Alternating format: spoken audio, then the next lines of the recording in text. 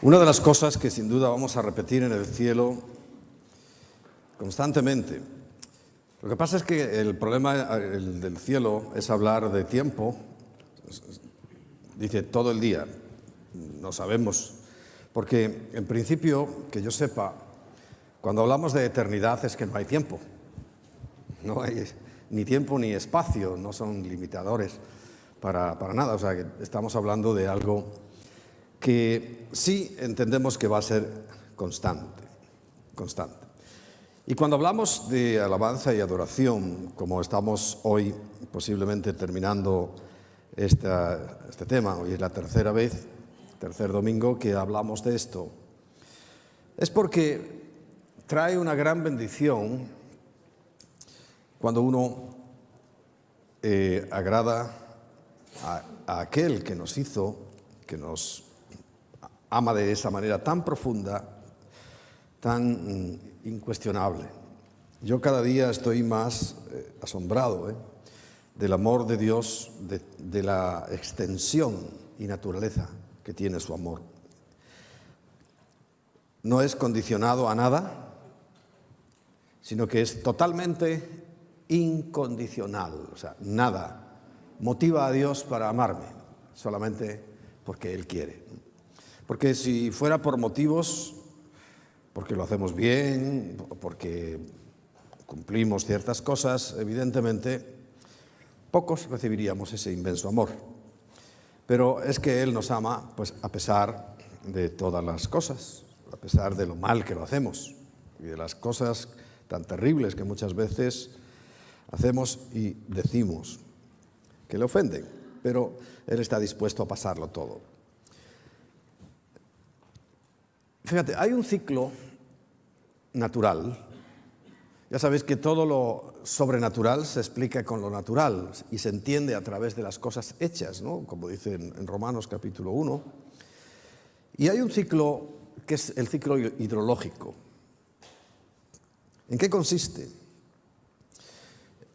En que el agua que está sobre la superficie de la tierra, sobre todo en la gran extensión de los mares y los océanos, se evapora, convirtiéndose en nubes que van al cielo de nuevo y caen sobre la tierra, se precipitan en bendición. Esto es comparable con la alabanza. Es una de las cosas más importantes que nosotros debemos apreciar de la alabanza. Estamos en la tierra y evidentemente no solos, sino porque hay un sol que calienta ese agua. Al ser impactada por esos rayos, por ese calor, es que empieza ese ciclo de evaporación. Y nosotros vamos subiendo, vamos elevando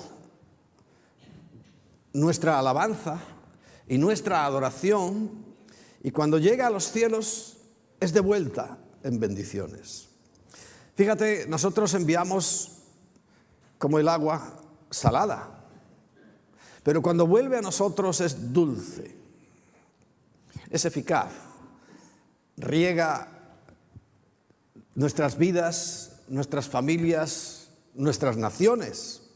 Dice la Biblia que es bienaventurada la nación que aprende a alabar al Señor. Y las personas son los que componemos las naciones, ¿no? Y tenemos que aprender también a alabar al Señor. Por eso es muy importante. Job lo entendió y en el capítulo 36 dice en los versículos 27 y 28, Él atrae las gotas de las aguas al transformarse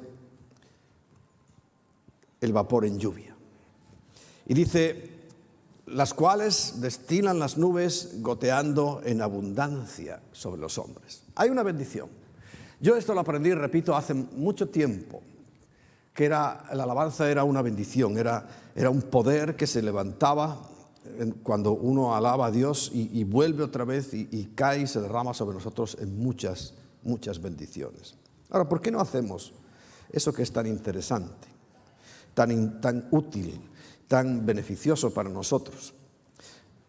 Hay varios obstáculos que nos estorban. Yo quisiera que hoy los examináramos y examinases también tu propia vida para ver si en alguna de estas cosas estamos fallando. El primer obstáculo que me va a impedir a mí alabar y adorar es el pecado. Cuando uno está en pecado y lo sabe, pues evidentemente tiende a sentirse mal y nos inhibe delante de la presencia de Dios.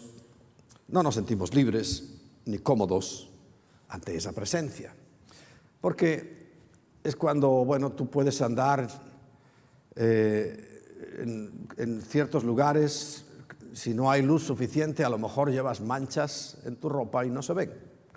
Pero cuando sales a un lugar bien iluminado, allí se ven y tienes vergüenza, te sientes mal. Y el pecado es evidentemente un obstáculo, ¿no?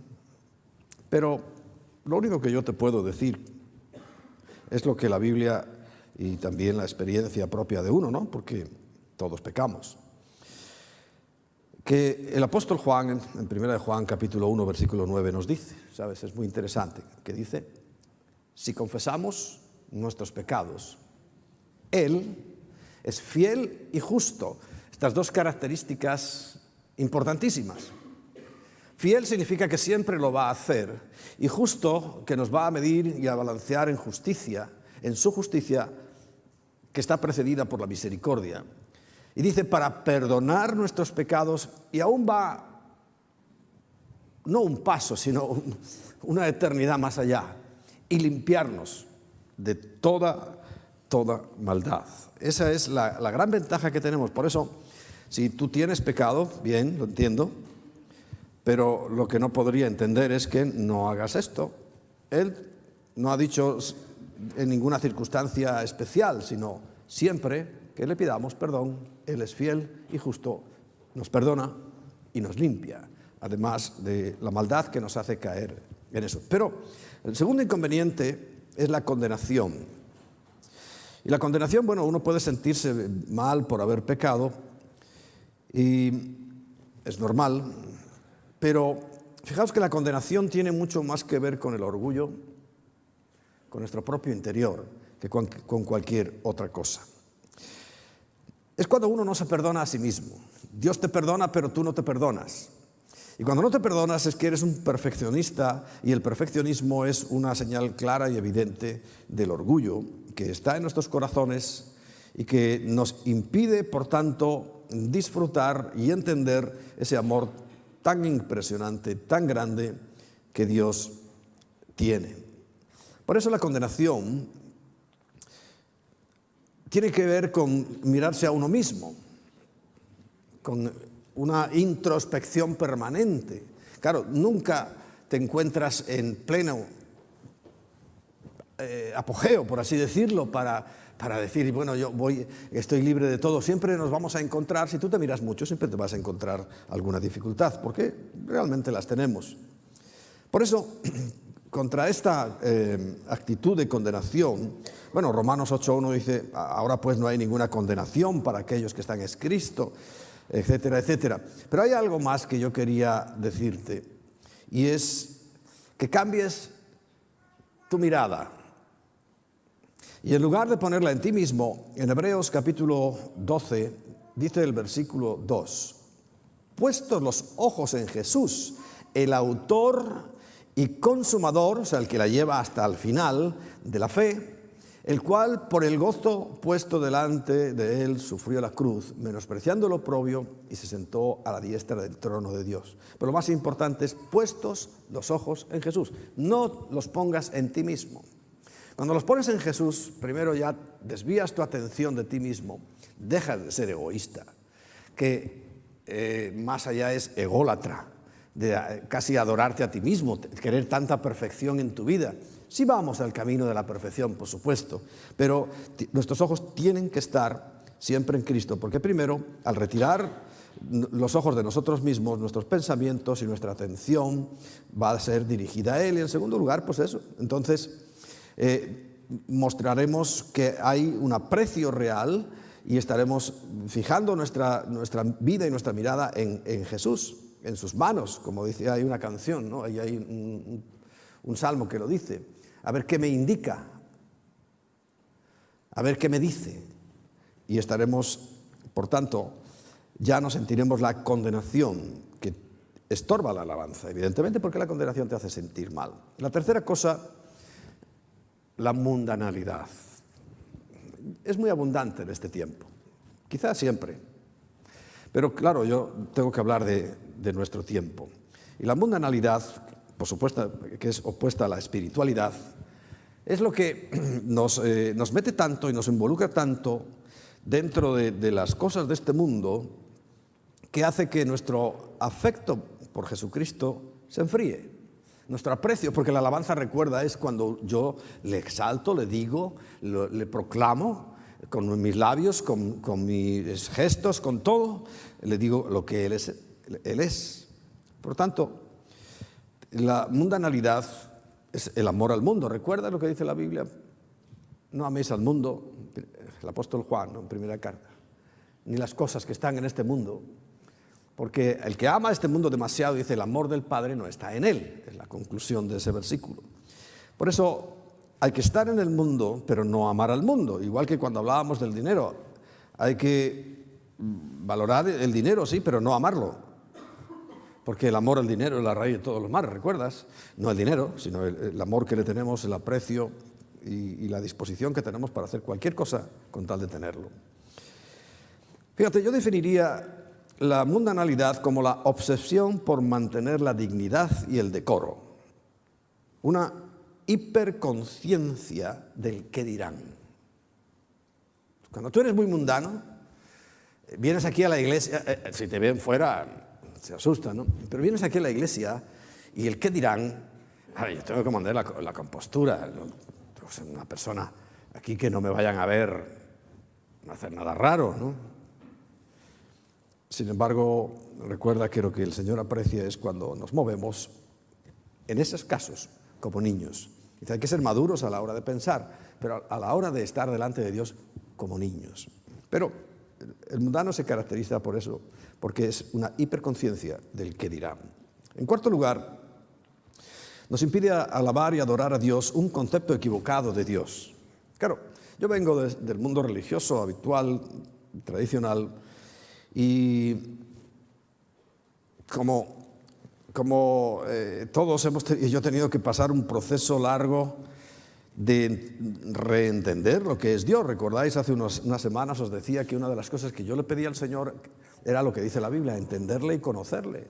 Porque cuando uno viene de cualquier religión, no estoy hablando de ninguna en particular, sino de cualquier religión,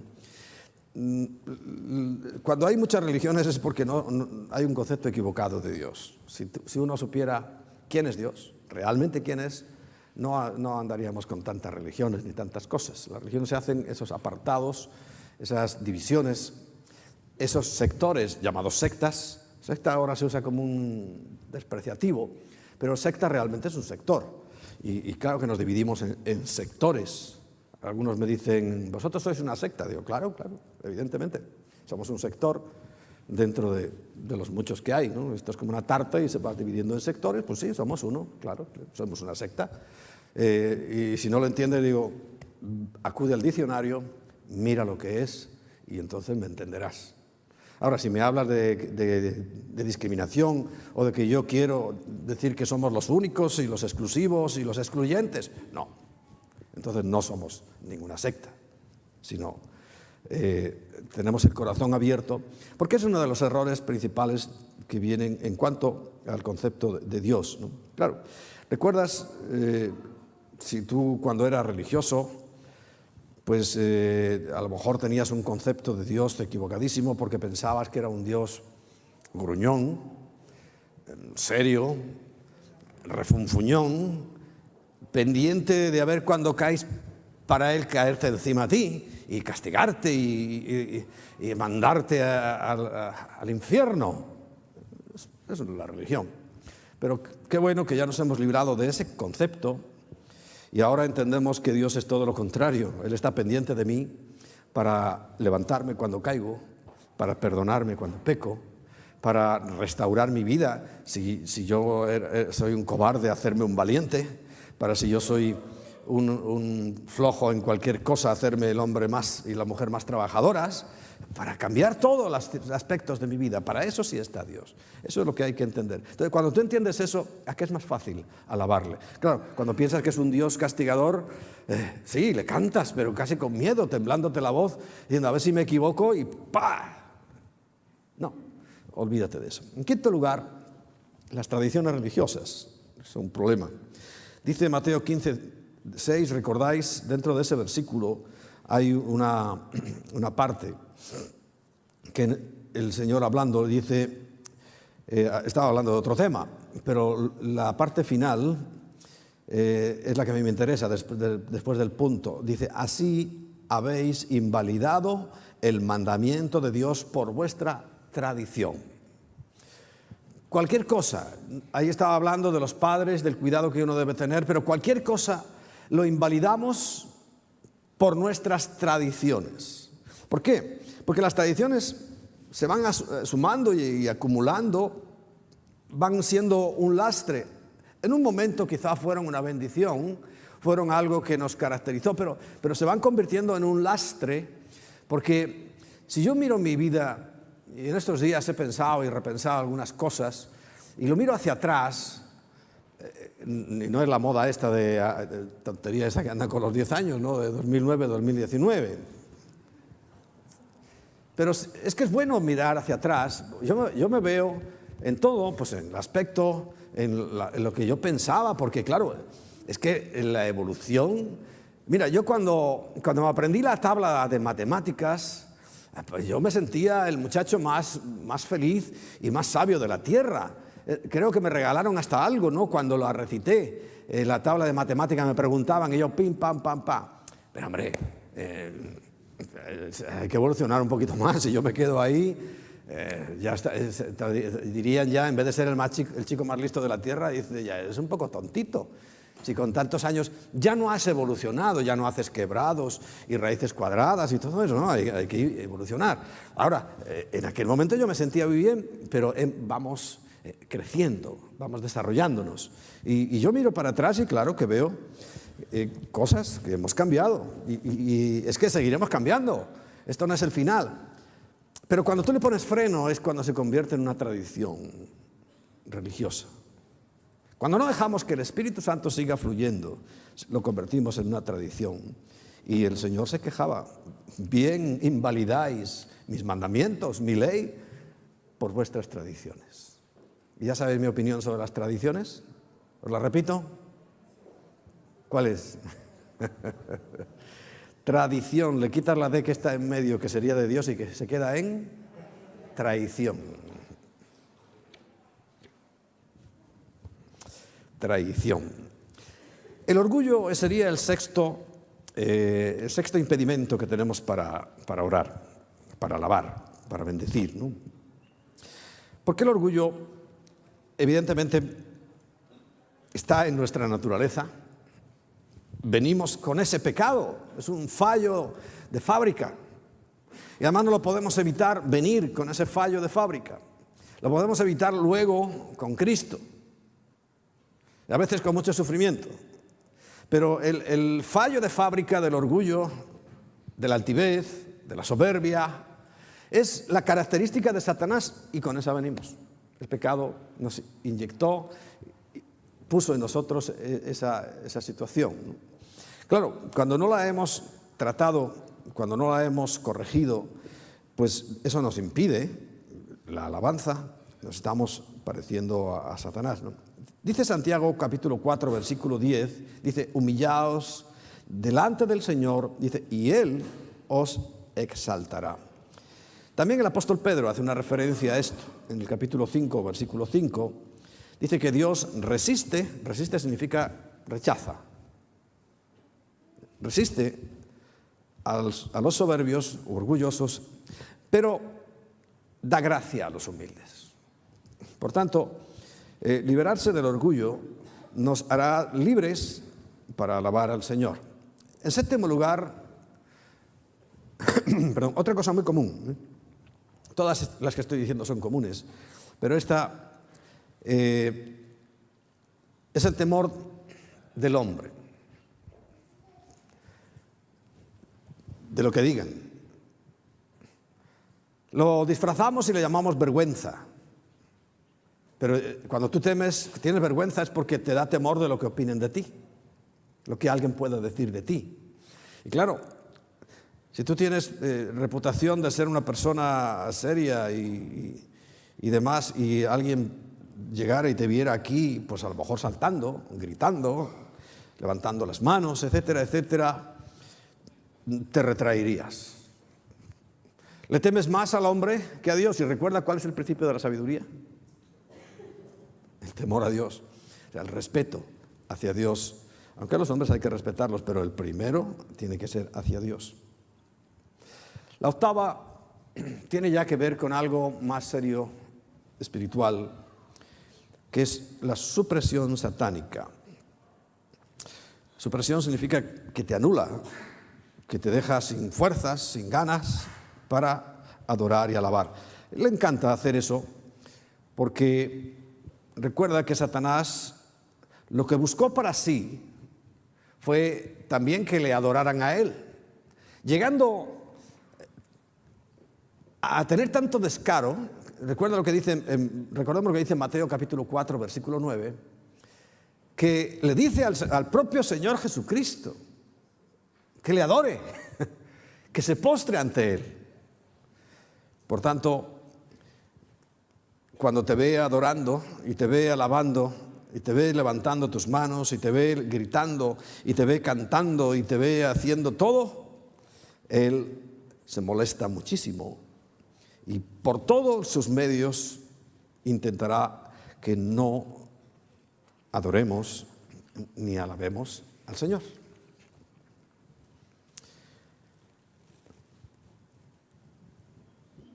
¿Qué es la diferencia que hay entre alabanza y adoración? Bueno, estas cosas que hemos visto, tienes que tú mismo valorarlas, porque a lo mejor no tienes una ni dos, sino todas. A lo mejor no tienes ninguna. Bueno, habría que examinarlo. No quiero decir que no puedas estar libre de estas cosas, pero sí tenerlas en cuenta, que cuando estás delante de Dios, estás delante de lo más importante que puede haber en tu vida y por tanto tienes que dejar todo eso. Y si tú notas que no hay alabanza en ti, que no hay adoración, que a veces fluye sola, hay días mejores y otros peores, pero recuerda que el sacrificio de alabanza significa que tienes que esforzarte, tenemos que esforzarnos para presentarle alabanza y adoración al Señor.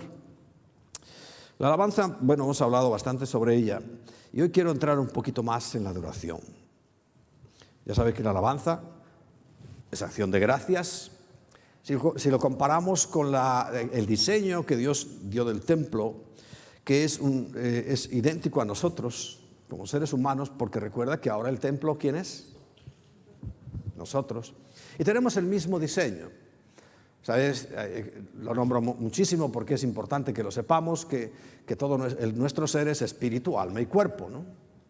Bueno, así mismo estaba diseñado el templo, porque todo aquello no era más que un ensayo, más que una forma de ir practicando hasta que llegara el momento supremo en el cual Jesús vino a la tierra y Él cumplió todas las cosas. Pero así estaba el templo, había un atrio, un lugar santo y un lugar santísimo, cuerpo, alma y espíritu. Vamos a hacerlo en ese mismo orden, pero la verdad que esa triple composición que tenemos nosotros, pues también está marcada allí. Entonces, bueno, por los atrios, dice, por eso, claro, la vergüenza la sentimos en el alma, pero de lo que hacemos en el cuerpo, porque a lo mejor tú puedes sentir en tu alma un gran gozo, pero yo no la veo, está ahí dentro de ti.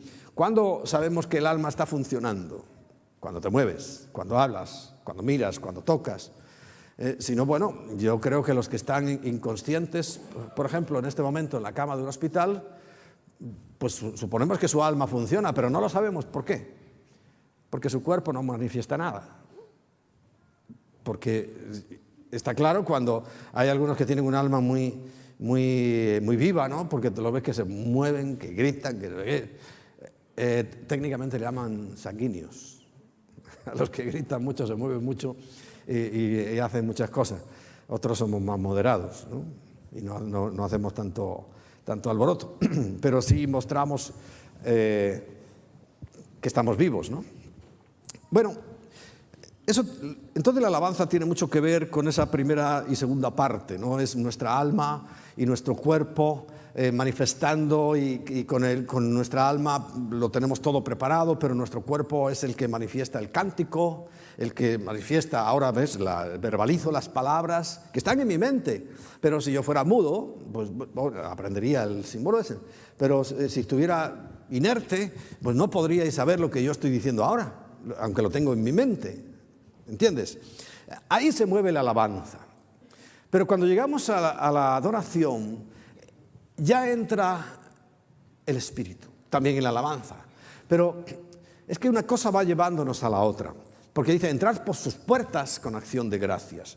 Porque ahí es donde nos vamos soltando, donde vamos descargándonos, donde vamos llegando al punto en el cual estamos listos para derramar nuestro corazón delante de Dios. Porque veréis que la adoración tiene mucho que ver con ese derramamiento.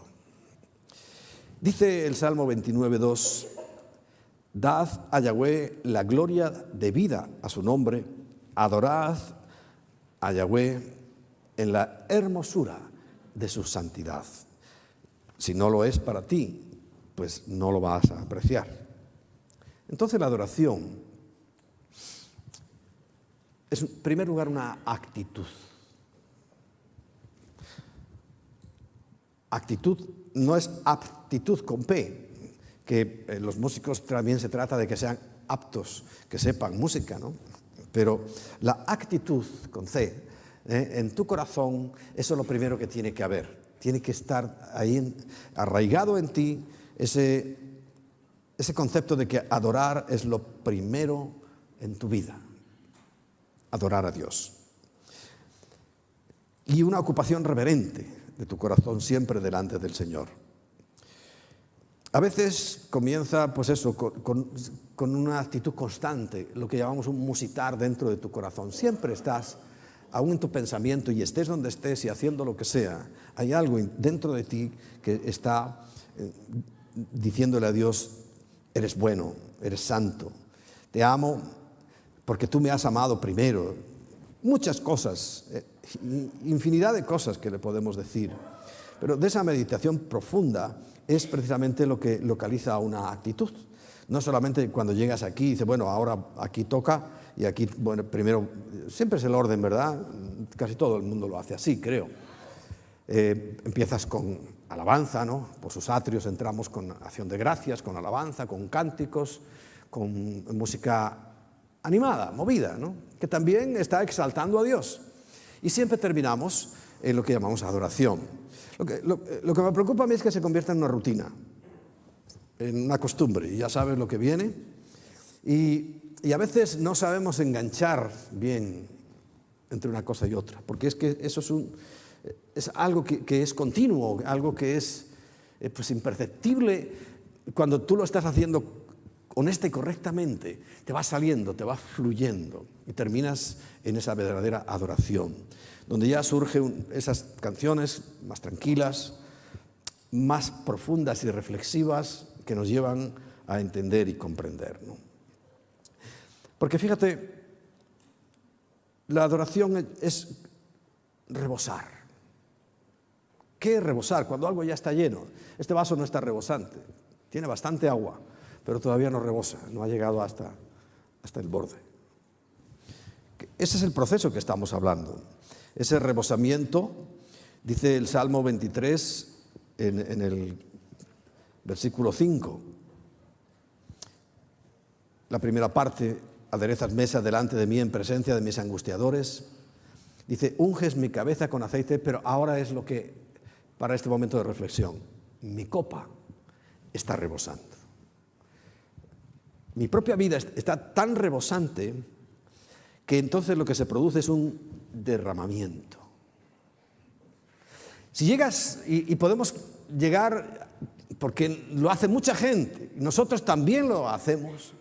Cuando llegas en esa actitud de ir entrando y metiéndote, llega un momento que tu propia vida, y sabes muy bien cómo llegas algunos días, porque yo también llego así algunos días, me siento vacío, me siento pobre en mi propio ser, ¿no?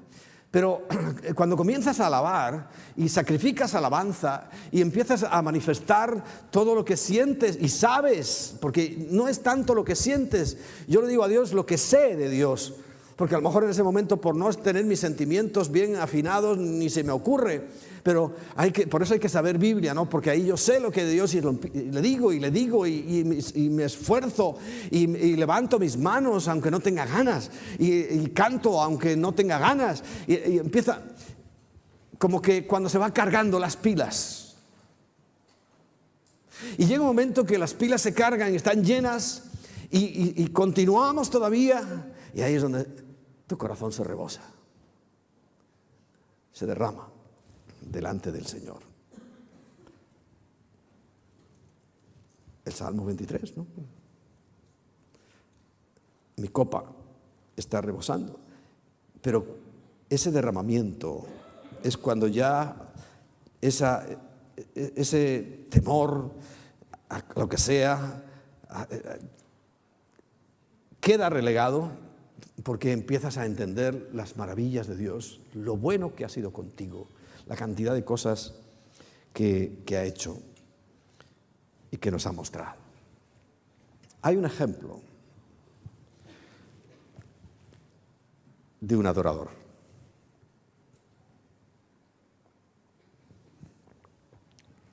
Bueno, algunos de vosotros estáis pensando, va a hablar de David. Es el ejemplo más claro, pero no. Voy a hablar de otro hombre que con su actitud y su enseñanza nos ha mostrado lo que realmente sería un adorador. Yo no sé si Abraham cantaba. Cuando lleguemos al cielo le voy a preguntar. Pero sí sé que era un adorador por lo que la Biblia dice que hizo. Si leemos en el Génesis, en el capítulo 22, ya conocéis, no tengo que explicaros todas las cosas que pasó para tener a su hijo, su único hijo, a Isaac, y la edad que tenían y que su mujer Sara era estéril. Todo eso ya creo que lo sabéis cuando hablamos de Abraham. Pero llega un momento que yo creo que nos toca a todos en alguna ocasión, en el cual hay que probar nuestra fe. Todo aquello que no se prueba, pues no sirve para nada, ¿no? Yo ahora, por ejemplo, estoy mirando mucho, llevo un par de semanas, mucho mirando cuando tengo un rato, las pruebas que se hacen a los coches o híbridos o eléctricos, porque yo estoy pensando en cambiarle el coche a Emma, porque a ella le gusta tanto ir a Madrid, que si no con el coche eléctrico o híbrido o algo así, tiene dificultades, ¿no?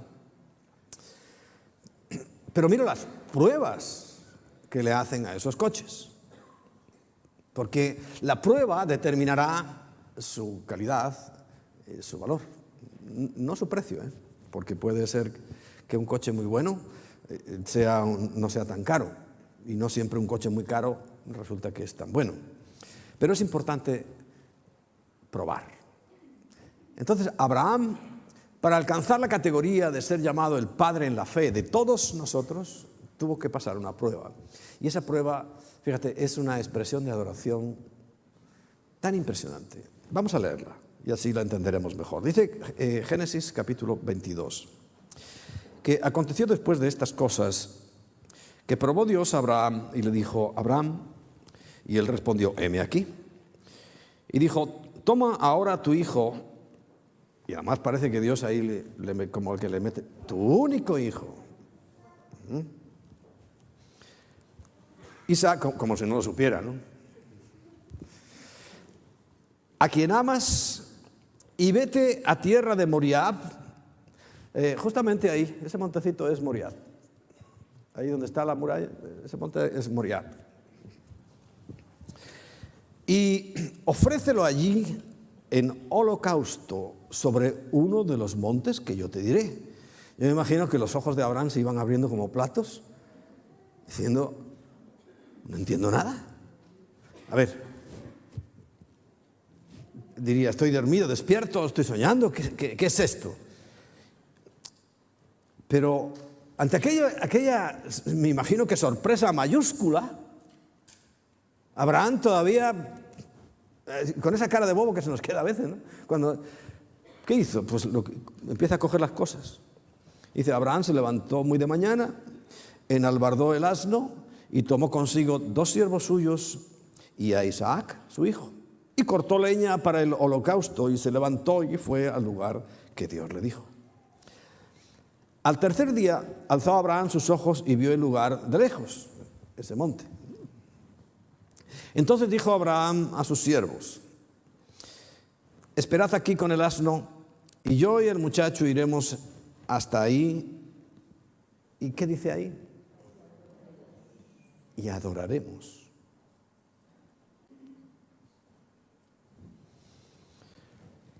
Adoraremos. Y volveremos a vosotros. Pero Dios le había dicho que le entregara al muchacho. Pero él tenía confianza y le dice a los siervos, vamos a volver, no os preocupéis. Y tomó Abraham la leña del holocausto y la puso sobre Isaac su hijo. Y él tomó en su mano el fuego y el cuchillo. Cuando lo vio el chico ya empezó a mosquearse. Y fueron ambos juntos. Entonces, porque claro, lo que le faltaba, ¿qué era? El corderito. Y el muchacho, bueno, tampoco entendía mucho, pero obedecía a su padre. Entonces habló Isaac a Abraham, su padre, y le dijo, Padre mío. Y él respondió, heme aquí, hijo mío. Y él le dijo, he aquí el fuego, la leña, mas ¿dónde está el cordero para el holocausto? Y respondió Abraham, algo que tiene que ser fundamental en tu vida, en mi vida, en la de todos sus hijos. Dios proveerá. El nombre en hebreo es Jehová Jireh o Yahweh Jireh.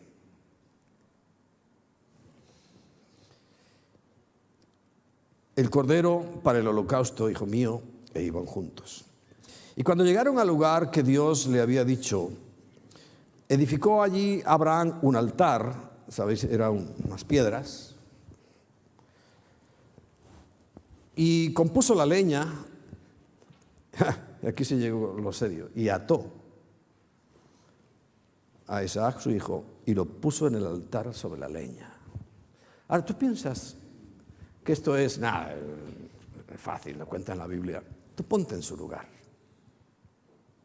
Tener que atar a tu propio hijo, a ese que está ahí arriba en las clases, o esa hija, que ahora lo tuvieras que atar y ponerlo encima de la leña, donde dentro de muy poco iba a arder, quemado vivo. O primero tenías que sacrificarlo y luego quemarlo. A ver, ponte. Por eso cuando estamos hablando de Abraham, estamos hablando del padre de la fe, de un Dios que bajo ningún concepto quería ningún mal para él ni para su hijo. Pero la máxima, ya lo vamos entendiendo, ¿no?, expresión de adoración es la obediencia. Una confianza no ciega, sino absoluta en Dios. Porque la fe ciega, eso es un cuento chino.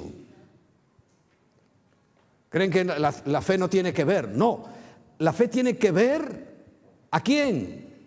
Puestos los ojos en Él. Tiene que ver la Biblia. Dios nunca me va a decir que haga nada que no está en la Biblia. Por eso no es ciega, es absoluta. Es inquebrantable, pero en algo que está dicho, porque a él le había dicho Dios, ven, trae a tu hijo.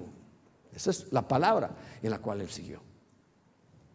Y nosotros tenemos que confiar en algo, no es fe ciega, recuérdalo. Entonces está allí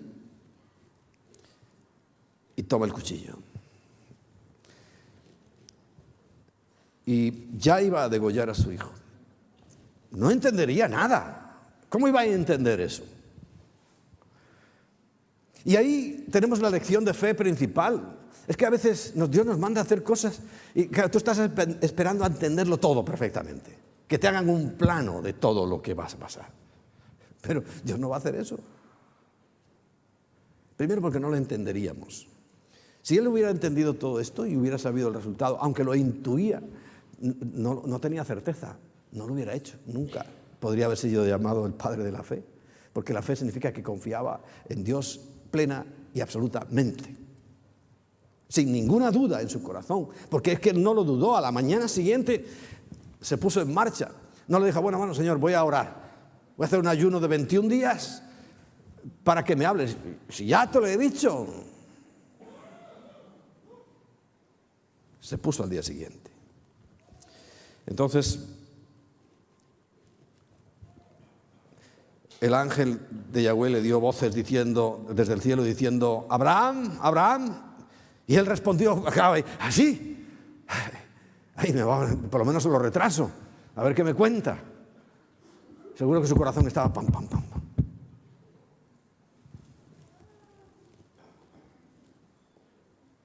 No extiendas tu mano sobre el muchacho, ni le hagas nada, porque ya conozco que temes a Dios por cuanto no me rehusaste a tu hijo, tu único. Entonces alzó Abraham sus ojos y miró, y aquí a sus espaldas un carnero trabado. ¿Cuánto tiempo llevaba ese carnero ahí? Lo que pasa es que como estaba a la espalda no lo estaba viendo.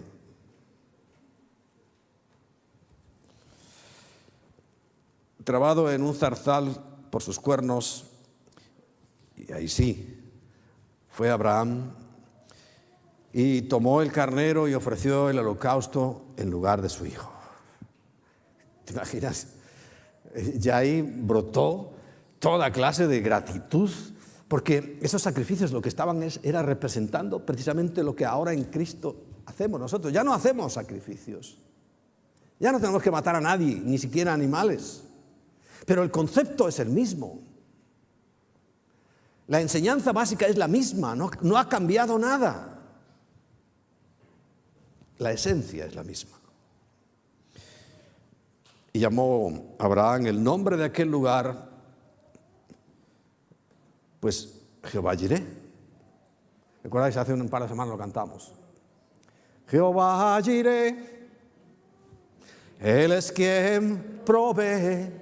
No, pero ahora paramos ahí. Pero Él es el que provee. Y le puso aquel nombre porque evidentemente Dios nunca va a querer nada malo, y Él lo entendió, y a partir de ese día, bueno, ya mucho tiempo atrás, porque ya tenía que confiar que un abuelito y una abuelita de tantos años iban a tener un hijo. Ya lo vemos como un esfuerzo de fe grandísimo, pero es que ahora llegó el remate de todo. Quiere decir que llegó a su punto, ya estaba rebosando y estaba derramándose delante de Dios. Porque dice, en el monte de Yahweh será provisto. Y quizá todavía esas palabras que resuenan en ese monte, cuando vamos allí nos alcanzan. Porque, ¿sabes? En esa eternidad de Dios que os decía al principio, esas palabras todavía están ahí oyéndose en ese monte.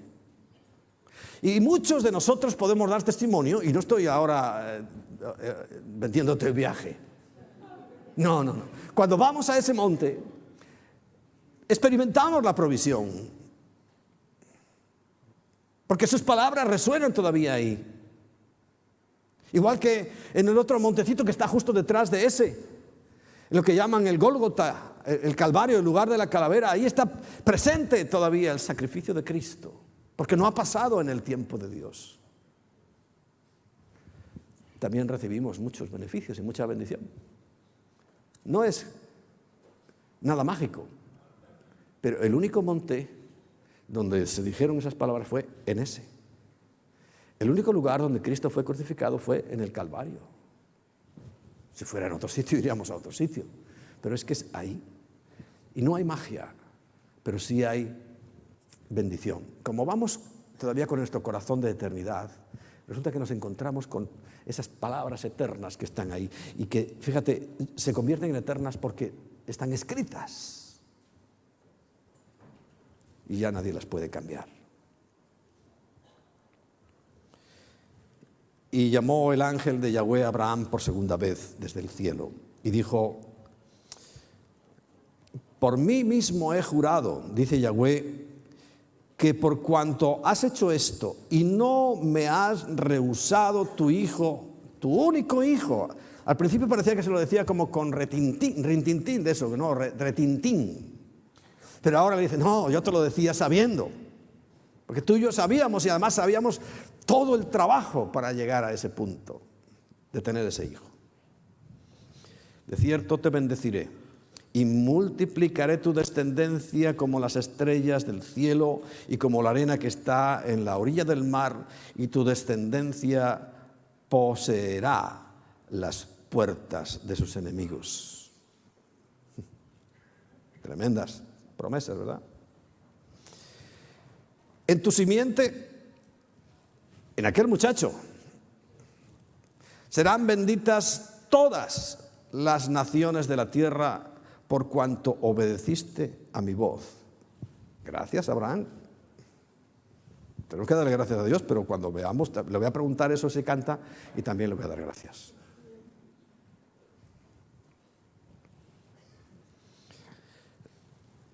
Y volvió Abraham a sus siervos, ¿recuerdas? Los siervos no sé si entendieron algo, pero le dijo: yo vuelvo, y vuelvo con mi hijo. Y levantaron y se fueron juntos a Beerseba, y habitó Abraham en Beerseba. Eso ya es cuando tú rebosas y te derramas. Cuando ya lo que te diga Dios para ti es suficiente. Cuando las órdenes que Dios da para ti son imprescindibles. Cuando la adoración llega a su punto.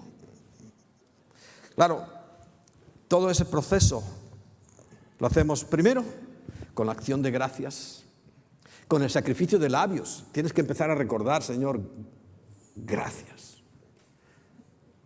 Y no te acuerdas de casi nada. Yo a veces empiezo por la mañana cuando me estoy duchando y veo la ducha hermosa que tengo. Porque, por ejemplo, la del redil, tengo que andar así porque en cuanto me descuido cierro el grifo, le pego un codazo a algo, es así. Pero no, en casa tenemos una ducha amplia, bonita. Y digo: Señor, gracias por esta ducha que tengo. Y por la casa. Y porque tenemos calefacción. Y porque tenemos agua caliente. Y porque tenemos... Eso te va cambiando. Y recuerdas, en vez de quejabanza, alabanza. Y eso va llegando hasta el punto donde ya, claro, es lo que Dios me diga. Como Abraham. Fíjate que hasta el nombre le cambió. Se llamaba Abraham y después le llamó Abraham, porque fue el padre en la fe.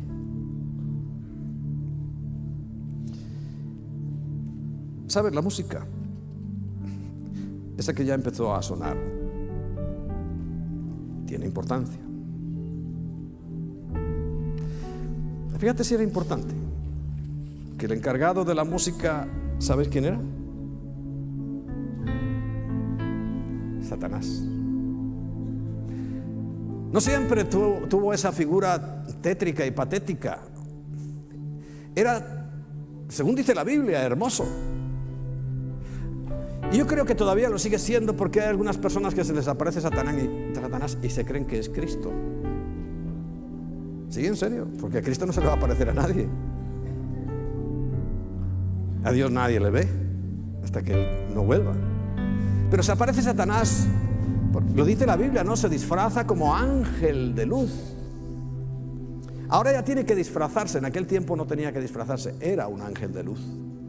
De hecho, su nombre, Lucifer, significa eso, ángel de luz. Y por eso él reclama, y como es un buen músico,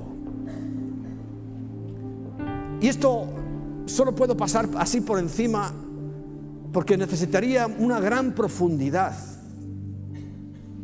saber el efecto que tiene la música. Y cuando se trata de la música de Satanás, como él sabe, él es el mejor músico, sabe manipular esa música. Y no tenemos ya que discutir ahora sobre este asunto, cómo esa música ha destruido a millones de jóvenes, los ha aniquilado, los ha anulado. De ser buenas personas, los ha convertido en monstruos. Y ha sido la música, nada más. Por eso yo, cuando veo ahora que están con sus cascos puestos, les pregunto, ¿qué estás oyendo? Y para mi sorpresa hay muchos llamados cristianos que dicen, no, es que a mí me gusta el rock. No sabes lo que es el rock entonces. No lo sabes. Porque hay tantos casos que he podido vivir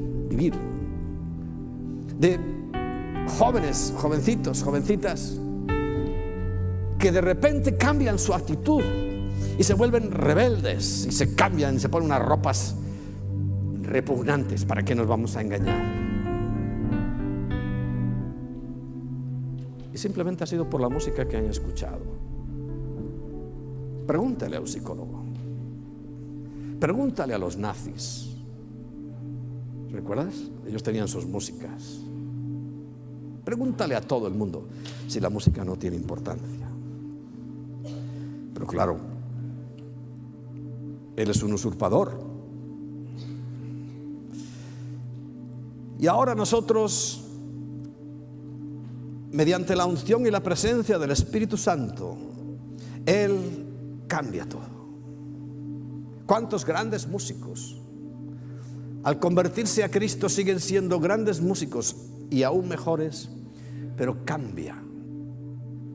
Ya no hacen música, no toda la música digo que sea satánica, no estoy hablando de eso, pero que Satanás sabe cómo manipular la música. Recuerda, él era el músico principal. Si no lo crees, te voy a leer Ezequiel 28:13. Dice, en Edén, en el huerto de Dios estuviste. Dice, de toda piedra preciosa era tu vestidura, de cornalina, de topacio, jaspe, crisólito, bernilo y ónice, de zafiro, carbunclo, esmeralda y oro. Dice, los primores de tus tamboriles. ¿Quién es el tamborilero hoy? Y flautas estuvieron preparados para ti en el día de tu creación. Cuando Dios lo creó, le dijo a ti, Lucifer, te voy a preparar, fíjate qué vestiduras de piedras preciosas. Y cómo, dice, y tú vas a ser, ¿quién era Satanás? ¿Quién era Lucifer?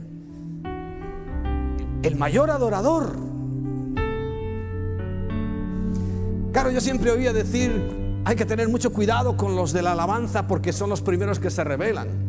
Y yo lo experimenté de primera mano. Logramos tener un grupo de alabanza, yo no voy a compararlo con nadie, pero era ungido. Tantas y tantas veces el cántico nuevo se manifestaba en aquel locancito pequeño del que os he hablado algunas veces, ¿no? Se manifestaba porque los músicos habían logrado. Claro, ¿qué ocurrió? El músico llega a enorgullecerse. Músicos, no estoy hablando de vosotros. Cuando lleguéis a músicos empezamos a hablar.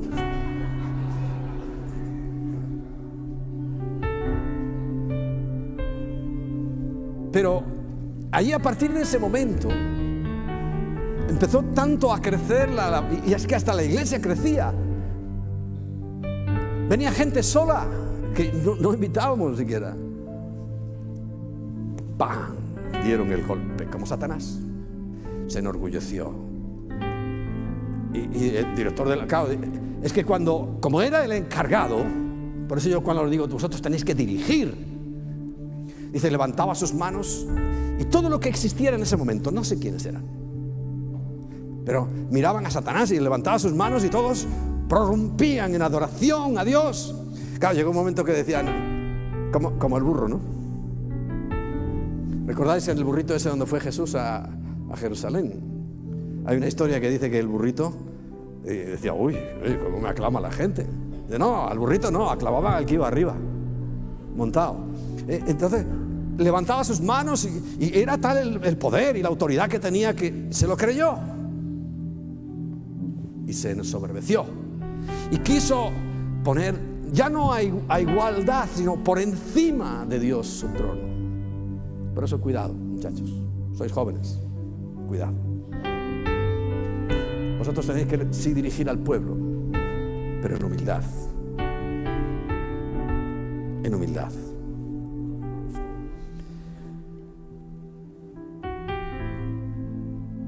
Porque el Espíritu Santo, primero, toda esa música en Apocalipsis 18:22 dice que desaparecerá.